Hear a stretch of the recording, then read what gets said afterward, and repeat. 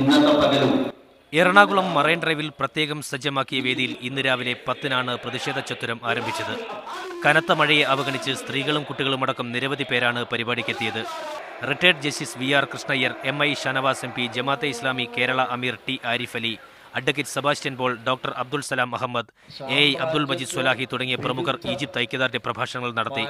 ജനാധിപത്യ ഭരണകൂടത്തെ അട്ടിമറിച്ചുകൊണ്ടിരിക്കുന്ന സാമ്രാജ്യത്വ അജണ്ട തന്നെയാണ് ഈജിപ്തിലും പ്രാവർത്തികമായതെന്ന അഭിപ്രായമായിരുന്നു പ്രമുഖർ പങ്കുവച്ചത്. ആ ജനകീയമായിട്ടുള്ള ഭരണകൂടങ്ങളെ തകർത്തെറിയുന്നതിനെയാണ് ജനാധിപത്യത്തിന് വേണ്ടിയുള്ള പോരാട്ടം എന്ന് അമേരിക്ക പറയുന്നതെങ്കിൽ ആ അമേരിക്കയുടെ ഇരട്ടത്താപ്പ് തിരിച്ചറിയുവാനുള്ള കെൽപ്പ് നമുക്കുണ്ടാകണം എന്നുള്ള ലളിതമായ ഒരു ആശയമാണ് ഈ പ്രതിഷേധ ചത്തുരം.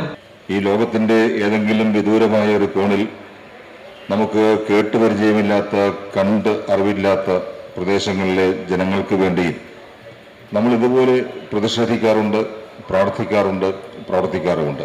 ജനാധിപത്യത്തിന് വേണ്ടിയുള്ള പ്രക്ഷോഭത്തോട് സഹകരിക്കുക എന്നത് കഴിഞ്ഞ 40 വർഷക്കാലമായി രാഷ്ട്രീയ രംഗത്ത് പ്രവർത്തിക്കുന്ന എന്നെപ്പോലുള്ള ഒരാൾക്ക് അനിവാര്യതയാണ് എന്ന് ഞാൻ മനസ്സിലാക്കുകയാണ്. പ്രതിഷേധ സംഗമവേദിയിലെ നോമ്പുതുറയും പ്രാർത്ഥനകളും വേറിട്ടൊരനുഭവമായി.